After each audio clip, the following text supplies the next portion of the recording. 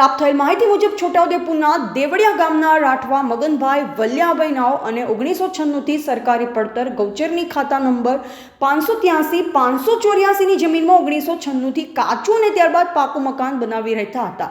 પંચાયતના ધારાની જોગવાઈ મુજબ પંચાયતે 1 વર્ષ અગાઉ આ મકાનનું દબાણ દૂર કરવાની નોટિસ આપેલ અને આ નોટિસનો કોઈ જ જવાબ ન આપેલ હોય તેવું પંચાયતના સત્તાધીશો દ્વારા જાણવા મળેલ છે. પોલીસના ચુસ્ત બંદોબસ્ત સાથે પંચાયત ધારાની દબાણ સેલની જોગવાઈ મુજબ આ ગૌચર જમીનમાં આવેલ મકાન તોડી પાડવાની જોગવાઈ હાથ ધરેલ છે તેવું ગ્રામ પંચાયત પદાધિકારી પાસેથી જાણવા મળેલ છે.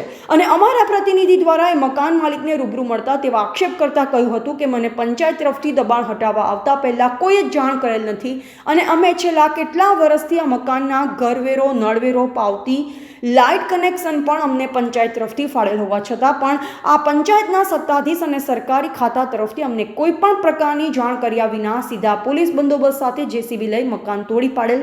અમારો માલ સામાન, સોના ચાંદીના દાગીના, અનાજ પાણી, કપડાં લત્તા, વાસણ કંઈ પણ કાઢવા નહીં દીધેલ હોય અને અમે ઘરની બહાર કાઢીને લોક મારી જેસીબી ચલાવી તોડી પાડેલ હતું, જેથી હું બેઘર થઈ ગયો છું. તો આ બાબતે સરકાર કોઈ પગલાં ભરશે કે કેમ? આ બેઘર વ્યક્તિ અને તેમના ફેમિલીના મકાનનું દબાણ હટાવી પંચાયતના આ કાયદાકીય કામ કરેલ, એમાં મકાન માલિકે કોઈ દખલગીરી કે કોઈ રોકટોક સરકારી કામમાં કરેલ ન હતી. પણ આ મકાનનું દબાણ હટાવતા પહેલા એમને કિંમતી માલ સામાન જો કાઢવામાં સમય પંચાયત દ્વારા આપ્યો હોત તો મકાન માલિક પોતાનો સામાન બહાર નીકાળી શક્યો હોત. આજે 5 દિવસથી આ પરિવારને પહેરવાના કપડાં, જમવાનું, ચા પાણી પણ ગ્રામ લોકો પૂરું પાડી રહ્યા છે. આવો સાંભળીએ શું કહી રહ્યા છે. જુઓ ફક્ત મધ્ય ગુજરાત ન્યૂઝ ચેનલ ગુજરાતીમાં. રિપોર્ટર ઉમેશ રાઠવા, દેવલિયા, તેજગઢ, છોટાઉદેપુર. મકાન તોડવા આવી ગયા એટલે મેં કીધું કે તમે મને મુદત આલો. મુદત આવેલી નથી કે ઓર્ડર દાયેલો હાઈકોર્ટનો એમ કરી મારે તોડી નાખ્યો, પહેરેલો બધા કાઢી મૂક્યું.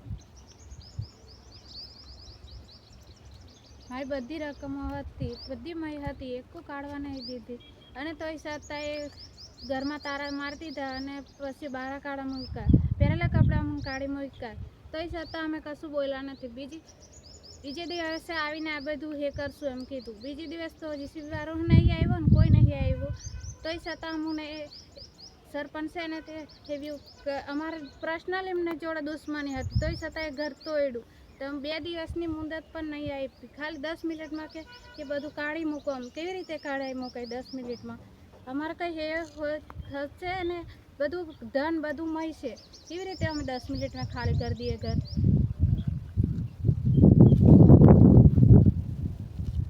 પછી પોલીસ આવીને તૈયારી મેં 10 મિનિટ મેં એ બહાર નીકળો કરીને ખહેડીને અમને કાઢી મૂક્યા અને વળી પછી કે પહેરેલે કપડે કાઢી મૂક્યા. પછી લોક મારી પાછો લોક ખોલીને જે મારી રકમ હતી એ બધી લઈ જા. એને શંકર બંધુ અને સોનિયા હિમલા, પછી પરેશનો છોકરો આપણે દેવા પરેશ એ, અને એક બીજો અહીં છોકરો છે વનરાજ ને ઈશ્વર, એ બધી રકમો મારી લઈ જા અંદરથી મહીથી કાઢી. અને મને તો બેનો હાથી રાખ્યો, હાથે તન છેડીને બહાર કાઢી મૂકી. મેં પહેરેલે કપડે 4-5 દિવસથી શું ખાધા પીધા વગર એવું કરાવ્યું અમને.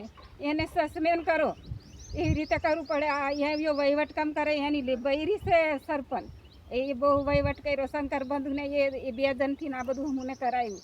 પછી ધમકી બહુ આવેલી એટલે અમને પહેરેલે કપડે કાઢી મૂક્યો. સરપંચને તો સસ્પેન્ડ જ કરવો પડે, સરપંચને સસ્પેન્ડ કરવો જ પડે. એ જ વહીવટ કરે છે, એની બૈરી છે સરપંચને, એટલે એવી રીતે અમને કરાવ્યું. આજે 5 દિવસ થયા પણ આની કાર્યવાહી કંઈ કરવું પડે. એ બધા ધોરણ બી દોડ્યા લેલા, તો પછી એ પણ એમની જાતે દેવ્યા છોડીને દોર્યા લેલો ને બધા ભગાડી મેલેલો અહીંથી છોડી. ગૌચર છે પણ મને પાવતી કઈ રીતે આપેલી છે? પહેલે તેની વિચાર કર્યો ને કે ગૌચર છે કે તારે એમને નિબંધી શકાય, એ મને કેવું જોતું પેલું એના એ સરપંચ મેં મકાન બનાવ્યું કે પાકું બનાવી રસિક ને રસિક જોમાં એને કહેવાથી અને આ બધા મળીને એમ કરીને આ લોકો બધું મકાન તોડી આવેલી. એ કેટલા 2-3 વર્ષથી કહેતેલા કે તોડાવીશ. 15 વર્ષથી તમે રહી હશે. 15 વર્ષથી 1-2 વર્ષ પાયા કાઢીને રાખ્યું, પછી બીજે વર્ષ ઉપર હે કર્યું, બીજે વર્ષ ધાબુ પહેર્યું. 3-4 વર્ષથી તમે ઘર પૂરું કર્યું. અમે પેટે પાટો બાંધીને ઘર પૂરું કર્યું. કાઢે તે આખા ગોમનું કાઢવા જોઈએ ને એ લોકો ઇનામ કરતા. સરપંચના અમાર ગરમ બૈરી છે ને એના લીધે આ બધું થાય. ખોટા સંબંધો સરપંચની જોડે છે આની જોડે, એટલે આના કહેવાથી આ બધું કર્યું. આને વ્યવહારો બધા કેવાય ખોટા હશે એમની જોડે. કોકિલા રસિક કોકિલા રસી કોકિલા રશીદ. એનાથી